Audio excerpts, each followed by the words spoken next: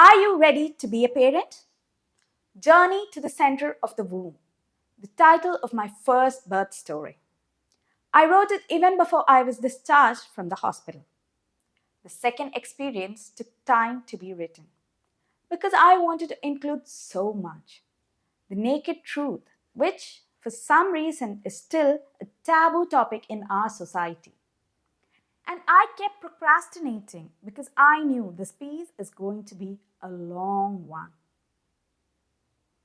A dear friend encouraged me to write, to not let the length stop me from sharing my experiences that might help others. So here goes. This might trigger some of you. And this is my experience, not that everyone has to go through the same. The first chapter. Today, many couples choose not to have children. I totally respect it. Unfortunately, we still live in a society that is filled with the people who get their fix from judging others. Live and let live is foreign to us. A lot of us fall into the trap of making and raising children just because it is expected of us. Don't get me wrong, I am extremely happy to be a mother to two wonderful kids. But it would have been much more better of an experience to me if I had known more about it.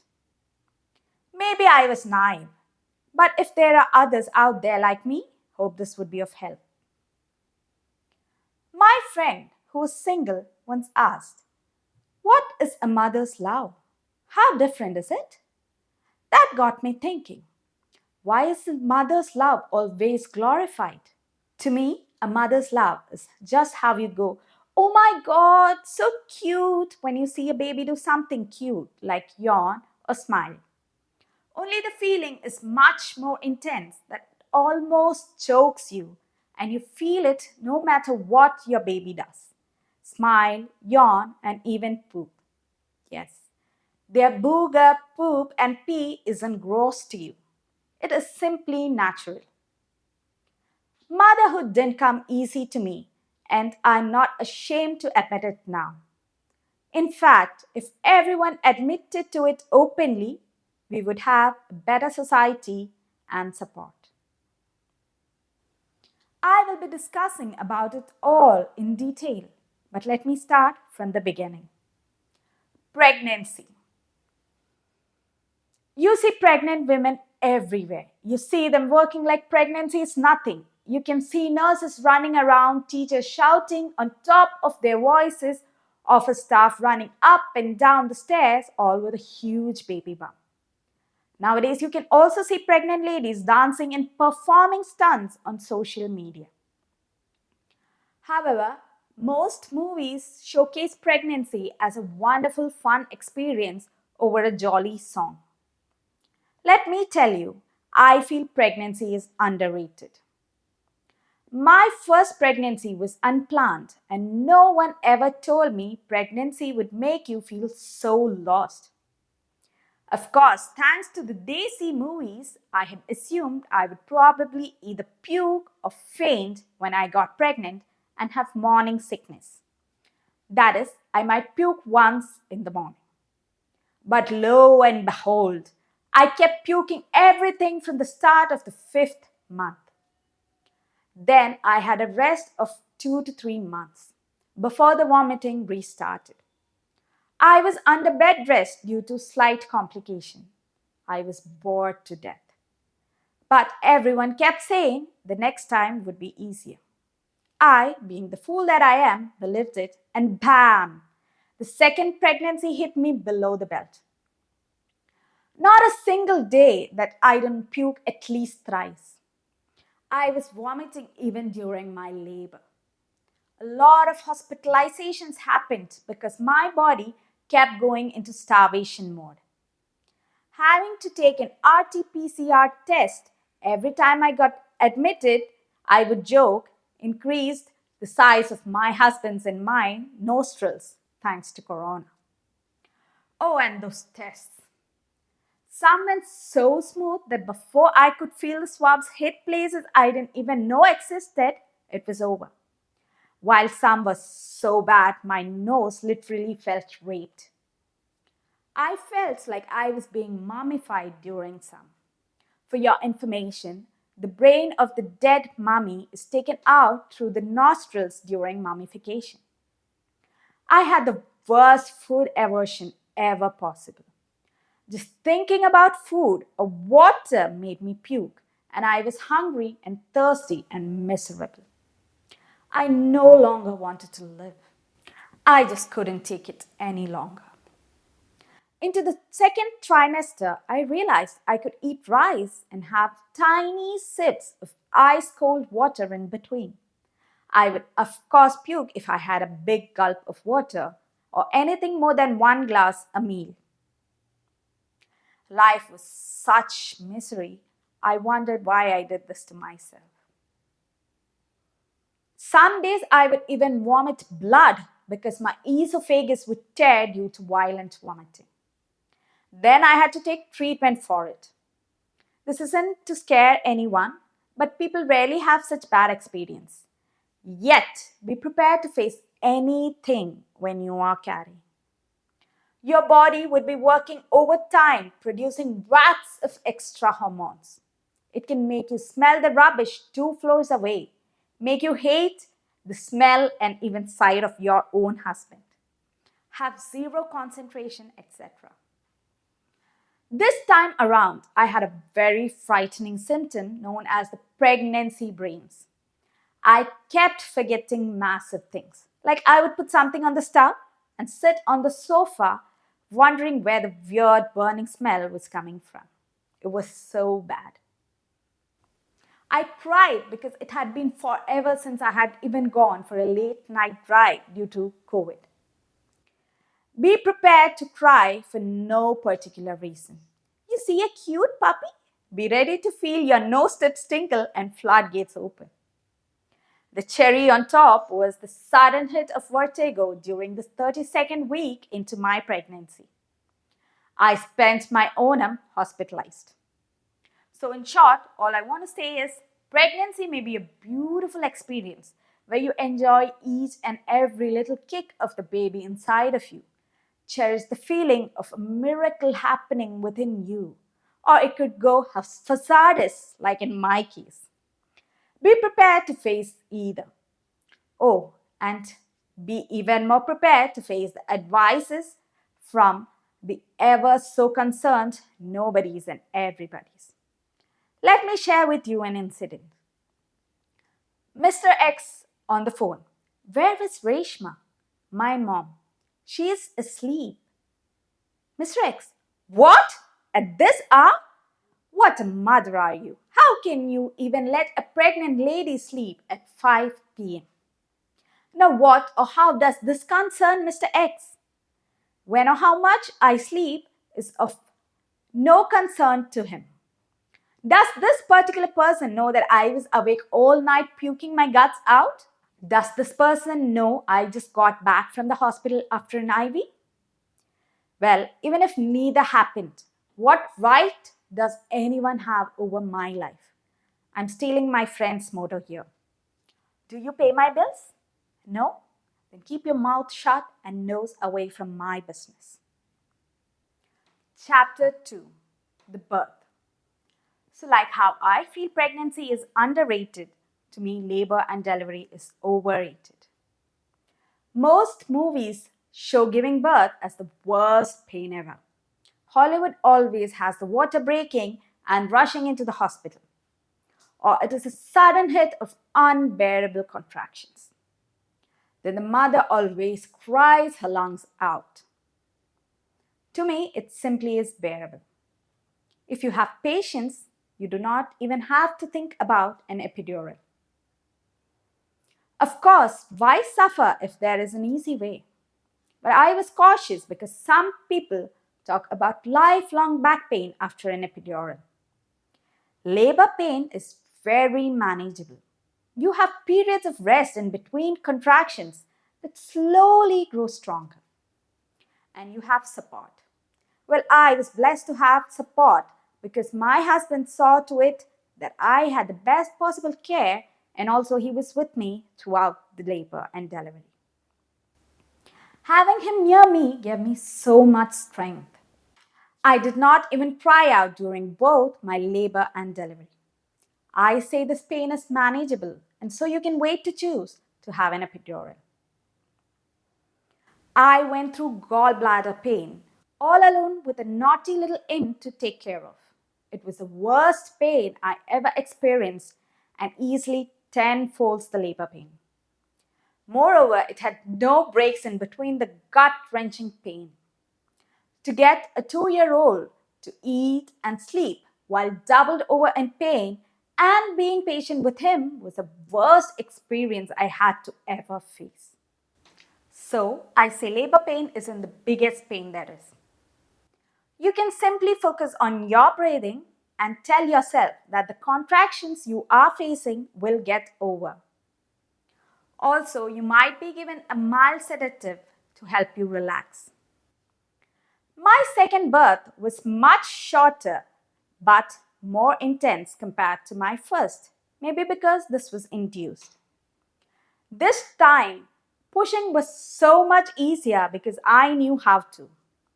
The first time the nurses suddenly began to chant, Mukka, Mukka, Mukka Mole Mukka. I was totally lost. Mook in Malayalam means nose, and so I touched my nose. I even tried to flick it. That was when the doctor asked me to push. It clicked then that Muk meant to push. And then I didn't know how to push. I tried and tried and tried until I finally got it right. And even then, no one said that I had to push through an entire contraction. There is certainly a lack of explanation before a pregnant lady goes into labor. I think there should be a class explaining what to expect, how to push, about episiotomy, and how it can be avoided with perineal massages, etc. We have our rights and can deny certain things or demand certain others when it comes to childbirth. We just need to be educated. Chapter 3: The Afterbirth. Oh, this is the worst as well as the best. You get the fruit of all your suffering, but you think, why did you even think having a baby was a good idea in the first place? So, if you ever plan on having a baby and think that after you push the baby out, you can just fall back because it's all over, you got it wrong. Big time. It's just the start to the end. You hear the baby cry and you are relieved momentarily before you have to deliver the placenta. Then the doctor has to stitch you up down there. If you have had a normal, also known as a vaginal birth, be ready to face an episiotomy. Because in India, usually episiotomy is routinely done. The reason being that the perineum is smaller in our race is what they say. Abroad, they let you tear naturally. But the doctors there are much more educated on the recent findings, and usually even small tears are avoided even for babies weighing as much as 5 kilos. Oh, welcome. If you didn't know, when you push the baby out from down there to the max, you end up tearing a bit. Sometimes the tear extends to the anus, and episiotomy is a medical term for the artificially made incision while the baby crowns. That is, the head of the baby becomes visible. The cut is usually made towards a side to avoid both orifices becoming one. Beautiful, ain't it? Imagine how difficult bowel movements would be after an episiotomy or tearing down there. The first time around, the local anesthesia didn't work for me. I was in agony each time the needle pierced me. And the suturing is done in layers. You wish you didn't have so many layers there. And my first episiotomy was quite big thanks to the cord around the neck of my 3.5-kilo baby. The pain and burning of the suturing of the episiotomy was a worst nightmare to me. There was so much blood. My husband almost collapsed on me, and the doctor even had to throw him out. I have not experienced a C section, but from the sounds of it, it isn't an enjoyable experience either. It is a 7-layer deep major surgery with a whole set of complications. When you finally get back to the room, everyone will be crowning over the baby. Thanks to the Indian culture, the non stop trail of visitors won't let you relax after the ordeal. The tiny little miracle you just pushed out will demand to be fed every 1.5 to 2 hours. You are both new to it. I thought breastfeeding was natural and easy. Oh boy, I was so mistaken. The baby takes time to learn to root and even open the tiny little mouth. You take time to understand how to hold the baby and feed the baby. Welcome, strawberry milk. It is the milk that is pink in color due to being mixed with blood. Yes, your nipples crack and bleed.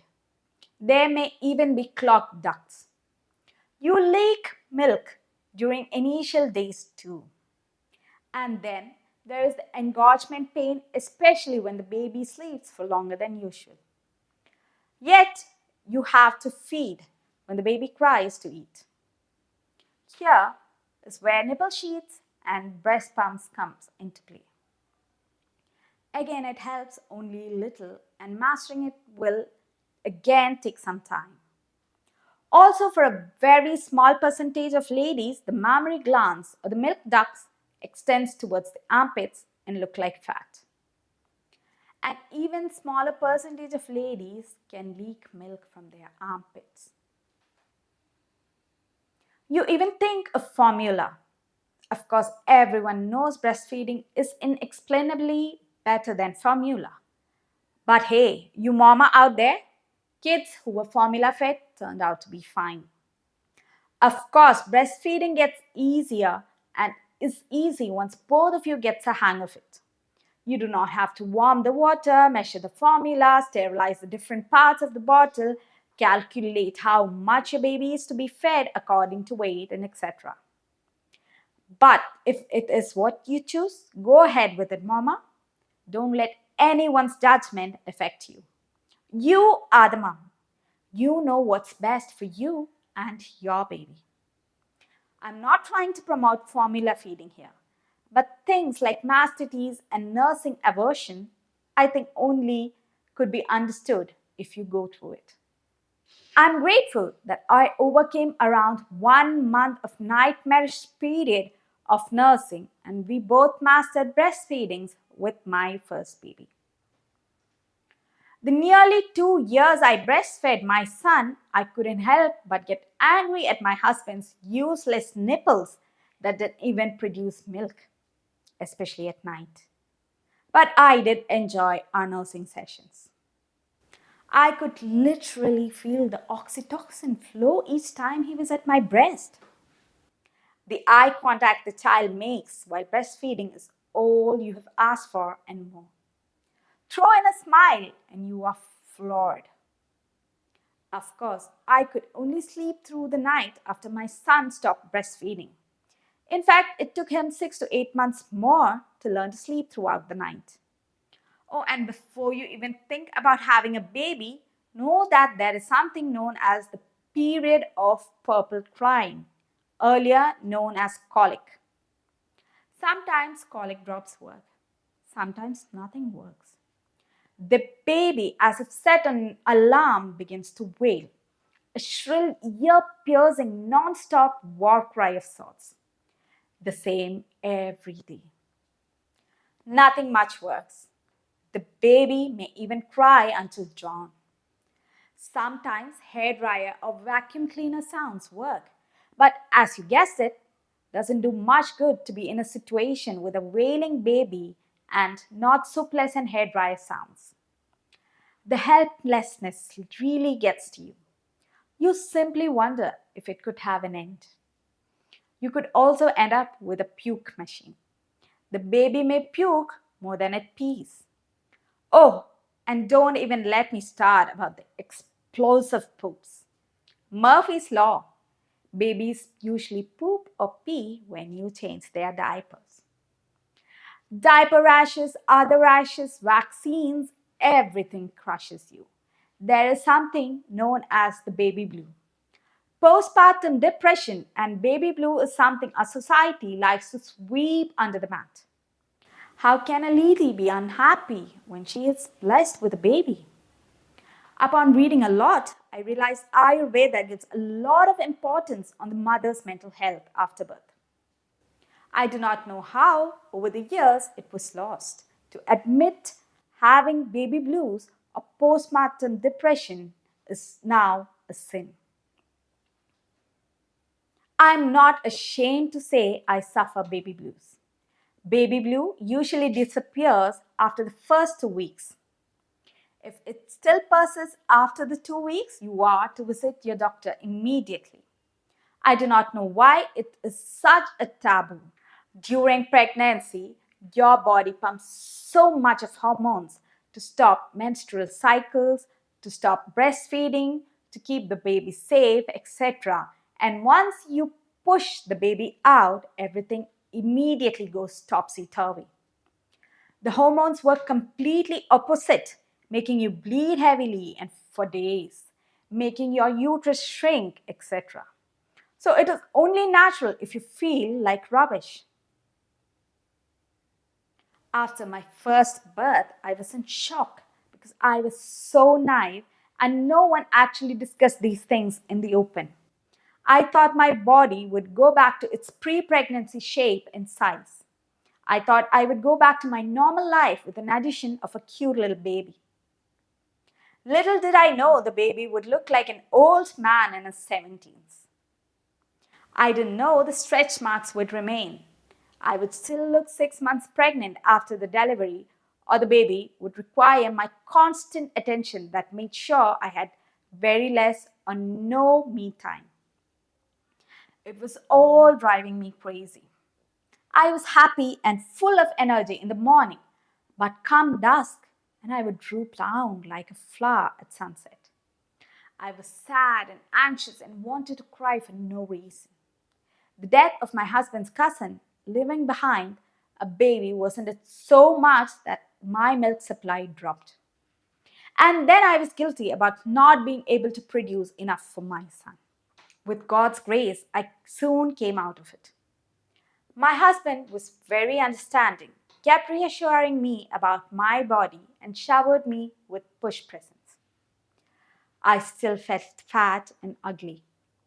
I hated my body and the stretch marks. I hated how my hair just began to fall like a tree shedding its leaf during autumn. I hated not being able to sleep at least 5 hours at a stretch. I hated how I couldn't go for movies. I hated how my life almost stopped. I was afraid I would never be able to enjoy life again. So we came up with a solution, the breast pump. I would pump milk for my son, and my husband would take me to the cinema while my parents took care of the baby. I slowly came out of it. My baby son transformed from an explosive poop machine that saw me as a milking cow to a baby with a routine. He began to identify me and smile a special big smile only for me. That smile was worth all the life I missed. The second time around, I was moody and sad towards the evening, but very mild. Also, there were people that kept saying breastfeeding my son beyond 6 months was unhealthy. Not feeding him in a darkened room, not hiding my breast, etc., was going to spoil him.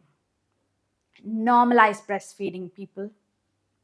Later, when I stopped breastfeeding, there were people that thought it was a sin to stop before the baby turned 3 at least.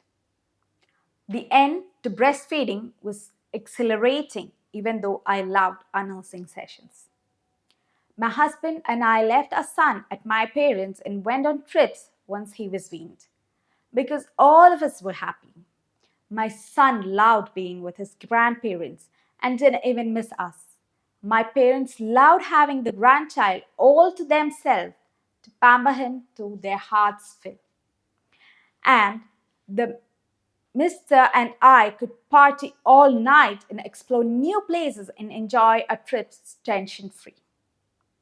Of course, it irked a lot of people. Oh my God.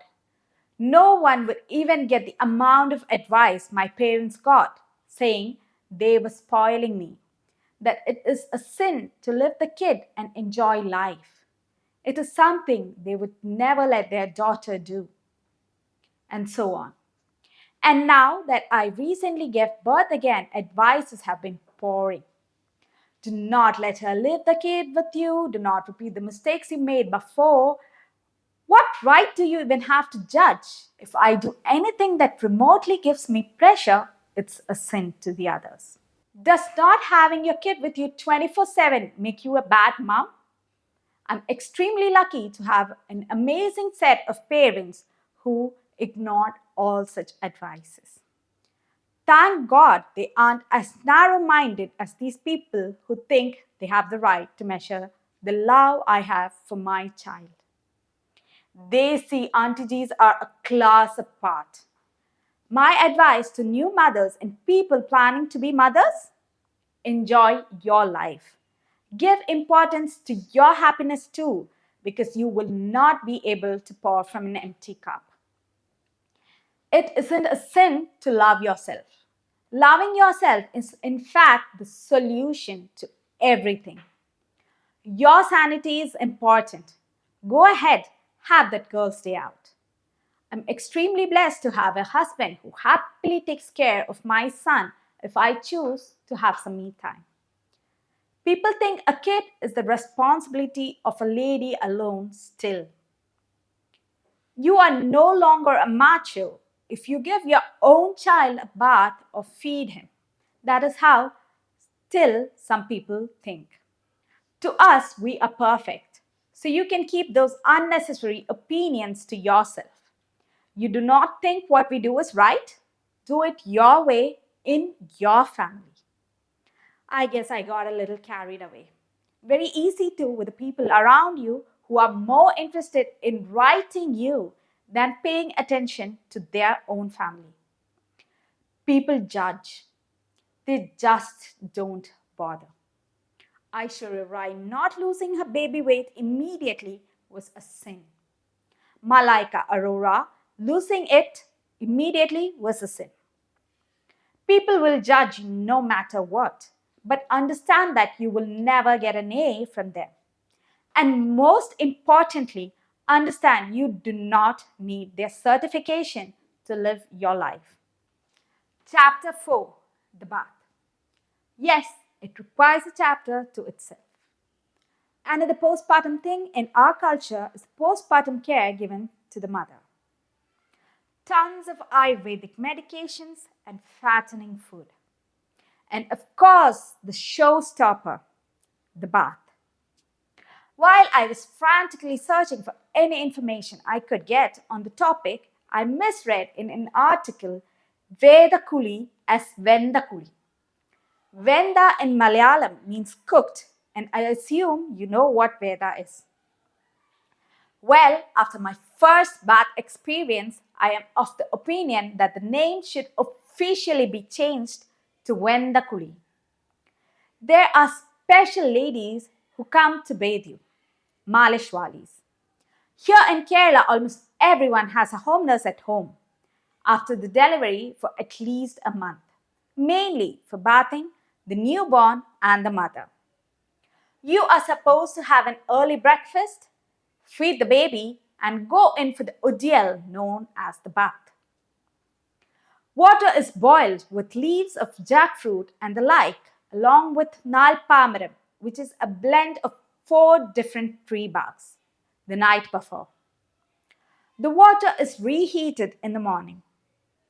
The Malishwali or home nurse slather you with a pungent smelling, thick, greasy concoction known as the kurambal. Sometimes it is mixed with turmeric paste. or turmeric is applied separately. You are then left to broil in the bathroom, turning everything you touch golden. You can't even move from the stool provided for you because even the bottom of your feet is covered in the slimy grease. Oh, and half a bottle of another pungent oil is poured onto your head.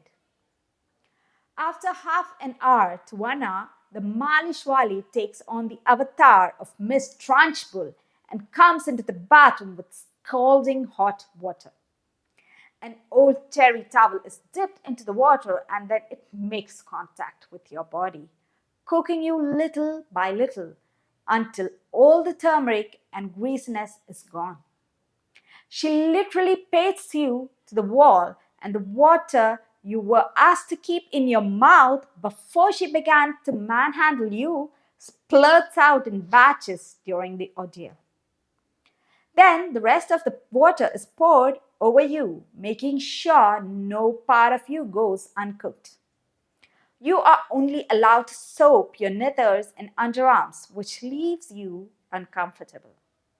And a strict no to shampooing your hair. Instead, leaves of the hibiscus plant is ground with water into a slimy mess that surprisingly washes away most of the oiliness. By the time you are done, you feel like you were raped. Chapter 5. Why have a kid then? Don't if you do not want to. Do not do it to shut the mouths of those auntie G's because they will never. Do not do it if you do not feel like you will be there for your baby. I read somewhere how to know if you are ready to have a baby. Take a nap. Did you enjoy it? If yes, then do not have babies. Jokes apart, a baby is a miracle. Each passing moment in the womb, something could go wrong, and yet to have a perfect baby is nothing short of a miraculous blessing. The trust the kids place upon you is immense. Most animals deliver babies that are 80 to 90% mature, while we humans deliver babies that are only 20% mature. If you cannot give them a happy place, then please do not have kids. Also, if you are happy with one kid, stop. No one has the right to decide just how many kids you are supposed to have, except the couple, of course. A family is complete if the couple decides so, and not having a perfect boy to girl ratio. People have advised me, have 2 kids at least. Do not be foolish like your parents and stop at one. Why? Because what if something happens to the one kid? That is by far the dumbest thing I've ever heard. But were you wanting to have a baby and is now freaked out after listening to what I just spoke? Believe me, it is all worth it. Why else do you think people go through it all over again and again and again? The way they stop nursing to look you in the eye and smile. That special smile for you. The way your heart breaks when they pout their lips in sorrow. And the way you see their little developments and growth. The way you feel when your son brings you a tiny flower from school. The way they care for you. It is all great and hard to explain. The love in its purest form should be experienced. If you are amongst the people who long for a baby but isn't blessed with one, you are lucky too. Of course, with a kid, you won't be able to go on trips or live carefree. Also, you do not have to go crazy when the kids climb the ladder of adolescence. And the best thing, you do not have to birth to be a parent. In short, whatever situation you are in, it is the best. But no one should go into depression just because they didn't know what to expect, what having a baby exactly is. Also, there is never a good time to have a baby. All will eventually just work out. If you want a baby, have a baby. Do not wait for that promotion or sale or shift. All the best.